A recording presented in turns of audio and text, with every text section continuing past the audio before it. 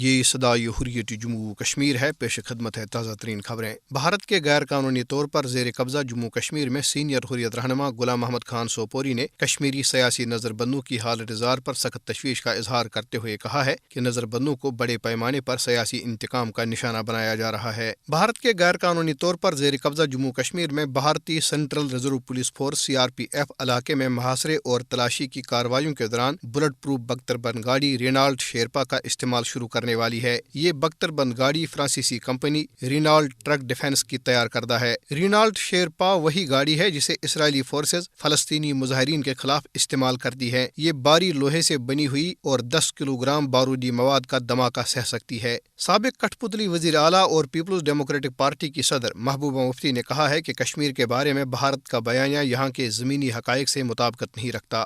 انہوں نے کہا کہ بھارتی حکومت ہمیں ظلم و ستم کے خلاف آواز اٹھانے اور اپنے حقوق کے لیے بات کرنے کی اجازت نہیں دے رہی اور ہمارے دفتروں پر تالے لگائے جا رہے ہیں۔ نیشنل کانفرنس کے نائب صدر اور سابق کٹھ پتلی وزیر اعلیٰ عمر عبداللہ نے بھارتیہ جنتا پارٹی کو بھارت کی سب سے بڑی پروپیگنڈا مشین قرار دیتے ہوئے کہا ہے کہ نریندر مودی کی زیر قیادت بھارتی حکومت نے پروپیگنڈے کے ذریعے دفعہ 370 کے خاتمے کے لیے ایک خاص ماحول تیار کیا۔ انہوں نے کہا کہ ہٹلر کی حکومت کے بعد BJP شاید واحد جماعت ہے جس نے اس قدر بڑے پیمانے پر پروپیگنڈا کیا۔ کشمیری عوام کی عظیم اور بے مثال قربانیوں کی وجہ سے مسئلہ کشمیر عالمی سطح پر اجاگر ہوا ہے۔ کشمیر میں انسانی حقوق کی پامالی پر جس طرح اقوام عالم بھارت پر تھو تھو کر رہی ہے، یہ اس بات کا ثبوت ہے کہ کشمیری عوام مسئلہ کشمیر کی طرف اقوام عالم کی توجہ مبذول کرانے میں کامیاب ہوئے ہیں۔ اس کے ساتھ ہی خبریں ختم ہوئی۔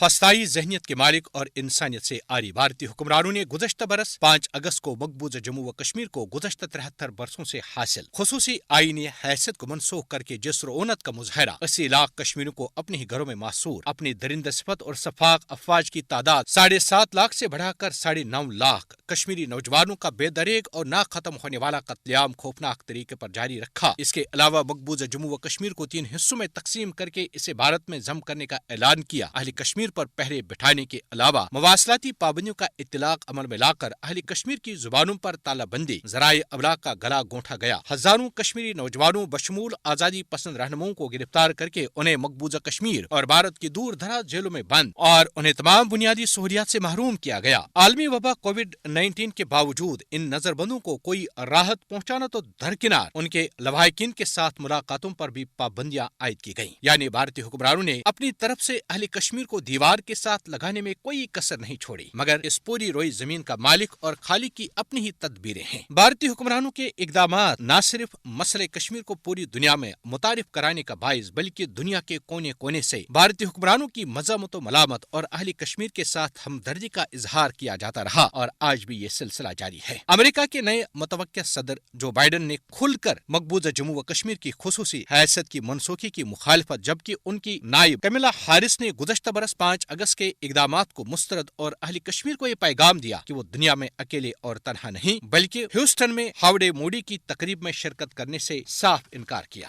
آج سابق بھارتی وزیر پروفیسر سیف الدین سوز نے اپنے بیان میں کہا ہے کہ مودی نے 5 اگست کا اقدام کر کے عالمی سطح پر مسئلہ کشمیر کو پھر سے زندہ کیا اور یہ حقیقت سب کے سامنے آیا ہے۔